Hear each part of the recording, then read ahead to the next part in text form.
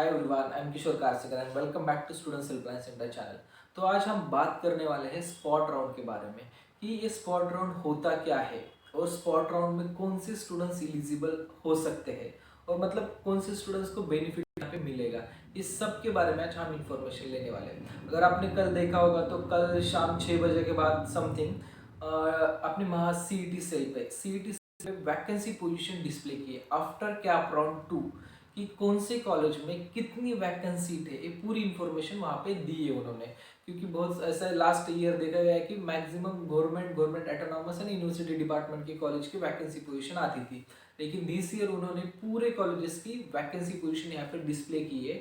और ये जो वैकेंसी पोजीशन है ये कॉलेज अपने लेवल पे फिलअप करके लेने वाले हैं। तो अगर किसी स्टूडेंट्स को यहाँ पे एडमिशन लेना है, इस राउंड में पार्टिसिपेट करना है, तो उसके लिए क्या करना पड़ेगा, इसके बारे में मैं इस वीडियो में पूरा इन्फॉर्मेशन देने वाला हूँ।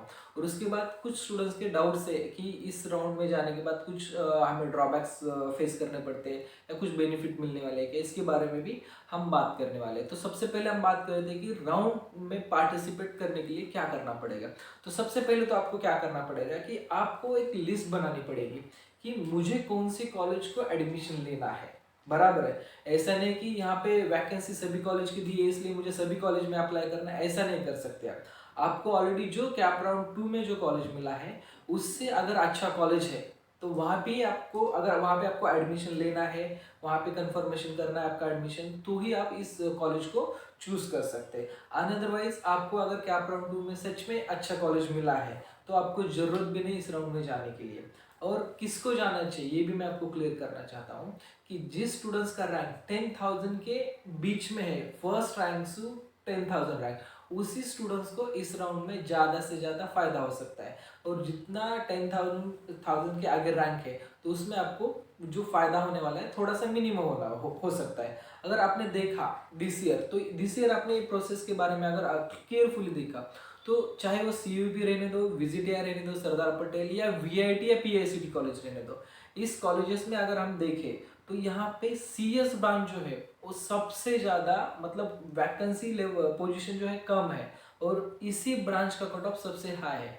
तो अगर आपको मैकेनिकल, सिविल या इलेक्ट्रिकल ब्रांच में किसी स्टूडेंट्स को इंटरेस्ट है और उसका रैंक थोड़ा बहुत कम भी है, तो रैंक कम होने के बावजूद भी आपको इस कॉलेजेस में एडमिशन मिल सकता है। बस आपको ब्रांच कॉम्प्रोमाइज करना पड़ेगा, क्योंकि बहुत सारे स्टूडेंट्स है ऐसा कि ओनली सीएस ब्रांच फॉलो कर रहे हैं, लेकिन अगर सेकेंडरी कोई चॉइस ब्रांच है तो आप यहाँ पे बेनिफिट, बहुत ह्यूज बेनिफिट मिलने वाला है। अगर देखा जाए तो सीयूपी जैसे कॉलेज की भी सिविल की जगह बहुत ज़्यादा वैकेंट है, विजिटिया की वैकेंट है, सरदार पटेल की वैकेंट है, तो ऐसे यहाँ पे आप मतलब बेनिफिट ले सकते हैं। ओके, ठीक है। तो अभी नेक्स्ट क्या है, इस राउंड में पार्टिसिपेट करने के लिए आपको क्या करना पड़ेगा कि जो आपको कॉलेज आपने चूज किया है, हमें इस कॉलेज में जाना है, तो उस कॉलेज का आपको ऑनलाइन फॉर्म फिलअप करना पड़ेगा।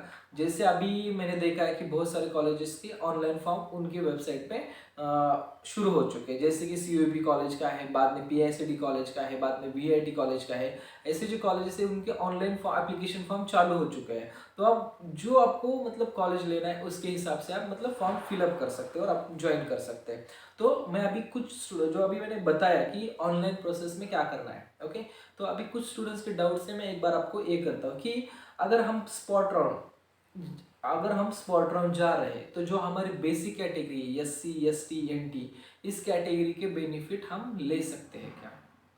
अभी बहुत सारे स्टूडेंट्स को क्या है कि आप 1 कैप 2 में कॉलेज मिला है, वहाँ पे उन्होंने एडमिशन कंफर्मेशन दिया है, तो एडमिशन कंफर्मेशन देने के बाद वो स्टूडेंट्स अगर मतलब पार्टिसिपेट स्पॉट राउंड में कर रहे हैं, तो उन स्टूडेंट्स को मैं एक क्लियर करता हूँ कि जो एससी, एसटी, एनटी की ये जो स्टूडेंट्स है उनको ऑलरेडी उनकी पूरी ट्यूशन फीस माफ़ हो चुकी है। जो भरते टाइम में उन्होंने ट्यूशन फी लेस करके फीस वहाँ पे भरी है। लेकिन अगर आप स्पॉट राउंड ज्वाइन करना चाहते हो तो लास्ट ईयर तक ऐसा मैंने देखा है कि स्पॉट राउंड में कौन सी भी स्टूडेंट्स को कैटेगरी बेनिफिट नहीं मिलता। ओके, ठीक है, ये आप केयरफुली याद रखिए। अगर आपको मतलब इसके रिगार्डिंग कॉलेज में कुछ इन्फॉर्मेशन चाहिए तो वहाँ से आप इन्फॉर्मेशन लेके ही आप वहाँ पे ऑनलाइन फॉर्म फिलअप कीजिए स्पॉट राउंड के लिए। ऐसा नहीं होना चाहिए कि आपको पहले कॉलेज में सब बेनिफिट मिल रहा है, बाद में स्पॉट के थ्रू अगर आपको न्यू कॉलेज मिला तो वहाँ पे आपकी पूरी स्कॉलरशिप मतलब आपको नहीं मिला, ऐसा नहीं होना चाहिए। ठीक है। तो एक बार आपको जो कॉलेज का फॉर्म भर रहे हैं उस कॉलेज को कांटेक्ट कीजिए कि सर अगर हमें स्पॉट राउंड के थ्रू अगर एडमिशन मिला तो वहाँ पे हमें स्कॉलरशिप मिल सकती है क्या, इंक्वायरी करके ही आप वहाँ पे फिलअप कीजिए, क्योंकि बहुत सारे स्टूडेंट्स का मेजर प्रॉब्लम है। अगर मेरे हिसाब से देखा जाए तो मैंने जितना ऑब्जर्व किया और मुझे जितना पता है इन्फॉर्मेशन बाय इन्फॉर्मेशन या सीईटी के मैनुअल के थ्रू, कि स्पॉट राउंड मतलब अगेंस्ट कैप राउंड में किसी भी कैटेगरी के स्टूडेंट्स को स्कॉलरशिप या जो भी उनकी ईबीसी जो भी फैसिलिटी रहती है वो नहीं मिलती। ठीक है, वो नहीं 99% मैं मेरे लिए श्योर हूँ, लेकिन ये मेरा इंडिविजुअल एडवाइस है। आप मतलब कॉलेज को वेरीफाई करके भी आप ये फॉर्म फिलअप कर सकते हैं। ऐसा नहीं होना चाहिए कि मैंने बोल दिया आपको मतलब कंफर्म वही कंसिडर मत कीजिए। ठीक है, मतलब बहुत सारे स्टूडेंट्स को ऐसे मिल सकती है या मिल नहीं सकती, ऐसे बहुत सारे स्टूडेंट्स के प्रॉब्लम है। फिर भी मैं क्या बोल रहा हूँ आपको, आप ऑनलाइन फॉर्म फिलअप करने के पहले कॉलेज को कांटेक्ट कीजिए। उन्होंने अगर कहा कि हम स्पॉट राउंड के थ्रू भी आपको जो भी कैटेगरी बेनिफिट है दे सकते हैं तो आप फील कर सकते हैं। अगर आपका पेइंग कैपेसिटी अच्छी है, आपको कोई दिक्कत नहीं है फीस के बारे में, तो भी आप ज्वाइन कर सकते हैं कॉलेज में। ठीक है, और नेक्स्ट क्या है कि क्वेश्चन स्टूडेंट्स का कि कैप राउंड अगर सॉरी स्पॉट राउंड अगर हम ज्वाइन कर रहे हैं तो वहाँ पे ओरिजिनल डॉक्यूमेंट्स लगने वाले हैं क्या। बराबर है कि अभी सभी स्टूडेंट्स ने कैप 2 में 30 तक एडमिशन कंफर्मेशन दे दिया है, तो अभी उनके पास किसी भी स्टूडेंट्स के पास ओरिजिनल डॉक्यूमेंट्स नहीं है। तो स्टूडेंट्स क्या पूछ रहे हैं कि सर अगर हमने स्पॉट राउंड के लिए जाना चाहते हैं तो हमें ओरिजिनल डॉक्यूमेंट्स लगने वाले हैं क्या। तो मैं उनको क्लियर कर देता हूँ कि आपको ओरिजिनल डॉक्यूमेंट्स यहाँ पे नहीं लगने वाले। आपको जो भी आपकी फोटोकॉपी या जेरोक्स सेट है उसके 2 सेट आपको लगने वाले हैं। और आफ्टर ऑल आपने जिस कॉलेज में कंफर्मेशन किया है, जिस कॉलेज में कंफर्मेशन किया एडमिशन कंफर्मेशन, उस कॉलेज की कंफर्मेशन एडमिशन रिसिप्ट आपको लगने वाली है। और रिसिप्ट क्यों लगने वाली है, इसका एक रीजन है कि आपने सीईटी प्रोसेस में पार्टिसिपेट किया था, आपका डॉक्यूमेंट वेरिफिकेशन हो चुका है, आपका प्रोविजनल मेरिट लिस्ट में भी नाम आ चुका है, आपका फाइनल मेरिट लिस्ट में भी नाम आ चुका है। इसके लिए वो पूरा वेरिफिकेशन एंड कंफर्मेशन उस कॉलेज ने किया है, इसलिए आपका वो रिसिप्ट लगने वाला है। ठीक है, कि बहुत सारे स्टूडेंट्स के पास रिसिप्ट अवेलेबल नहीं है कंफर्मेशन की, बस मतलब एडमिशन ले लिया बाद में रिसिप्ट किसी मतलब पूरी फीस नहीं हुई भरने की वजह से कि बहुत सारे स्टूडेंट के पास रिसिप्ट नहीं है। तो आपको रिसिप्ट कंपलसरी लगने वाली है स्पॉट राउंड को अगर आपको जाना है तो।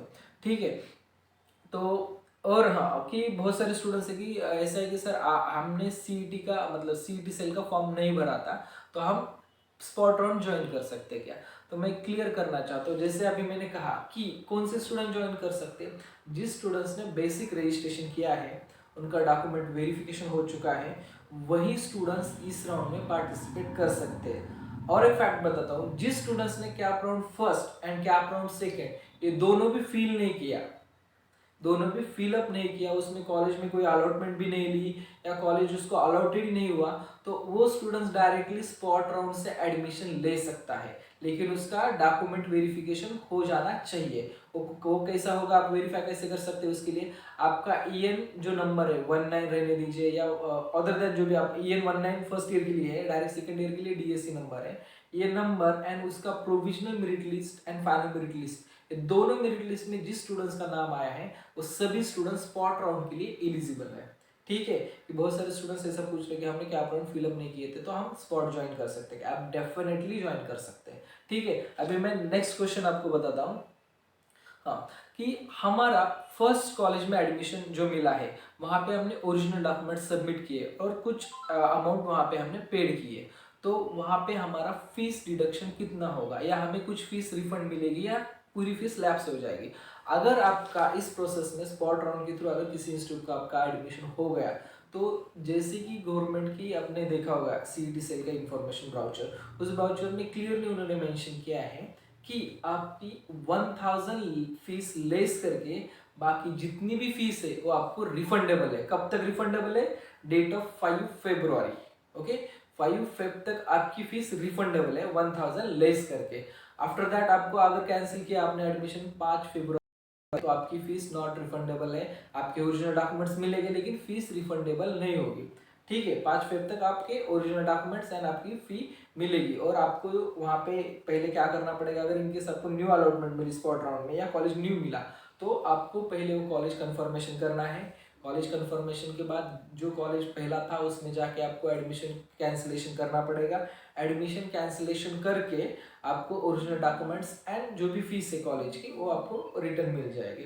ठीक है, ये आपका हो गया प्रोसेस। बाद में बहुत सारे स्टूडेंट्स का ये है कि सर स्पॉट राउंड की डेट्स क्या है, बराबर, स्पॉट राउंड एडमिशन की डेट्स क्या है, तो मैं उनको क्लियर कर देता हूँ।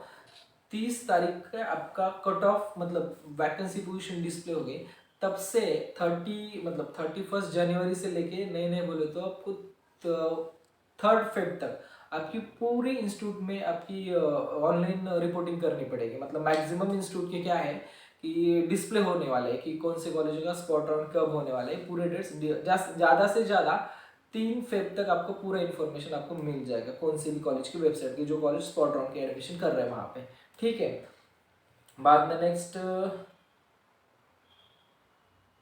अगर हमें स्पॉट राउंड में एडमिशन मिला तो जो कॉलेज हमें मिला है वहाँ पे ओरिजिनल डॉक्यूमेंट्स एंड फी कब तक हम सबमिशन कर सकते हैं, क्योंकि क्या है बहुत सारे स्टूडेंट्स ने ऑलरेडी कहीं तो एडमिशन लेके रखा है, तो उनको अभी दिक्कत आ रही है कि ओरिजिनल डॉक्यूमेंट्स एंड फीस की। तो मैं जैसा कि मैंने देखा कि CUP कॉलेज, PICT कॉलेज के जैसे इंफॉर्मेशन देखा तो वहाँ पे ऐसा मेंशन किया था कि आपको विदिन 4 डेज कॉलेज की fees and original document submission करना पड़ेगा। ठीक है, इस 4 डेज में आपको ये प्रोसेस कंप्लीट करना पड़ेगा। ठीक है, तो ये रहा स्पॉट राउंड के बारे में। तो नेक्स्ट वीडियो में मैं क्या करने वाला हूँ आपको कि कौन से कॉलेज में कितनी वैकेंसी है, मतलब सब ब्रांचेस की मैं क्लियर नहीं करने वाला। जैसे कि मैंने एक लास्ट वीडियो बनाया था टॉप 10 इंजीनियरिंग कॉलेज या टॉप 10 ऑटोनॉमस कॉलेज, उस जो टॉप 10 कॉलेजेस है उस टॉप 10 कॉलेज की CS ब्रांच की कितनी वैकेंसी पोजीशन है और IT ब्रांच की कितनी वैकेंसी पोजीशन है, इसके बारे में मैं आपको बताने वाला हूँ। और एक अलग से और एक वीडियो बनाने वाला हूँ कि CUP कॉलेज का जो रजिस्ट्रेशन फॉर्म है वो कैसे फिलअप करना है, कौन से स्टूडेंट्स को कौन से डेट में जाना है कॉलेज को रिपोर्टिंग करने के लिए, इसके बारे में भी मैं आपको पूरी इन्फॉर्मेशन देने वाला हूँ। तो इसमें अभी बहुत सारे स्टूडेंट्स हैं कि सर हमें ये राउंड ज्वाइन करना है या नहीं करना, तो मैं आपको क्लियर करता हूँ कि अगर आपका मेरिट नंबर अच्छा है, आपका रैंक अगर 10,000 या 20,000, लास्ट में बोलता 20,000 के बीच में रैंक है, तो आपको ये डेफिनेटली ये राउंड ज्वाइन करना चाहिए। इससे आपको अच्छा से अच्छा कॉलेज मिलेगा। बस यहाँ पे आपको पूरी फीस पे करनी पड़ेगी 4 ईयर के लिए, not any management fees, only college की जो इंस्टीट्यूट फीस है वही आपको पे करनी है। ठीक है, चलो, थैंक यू।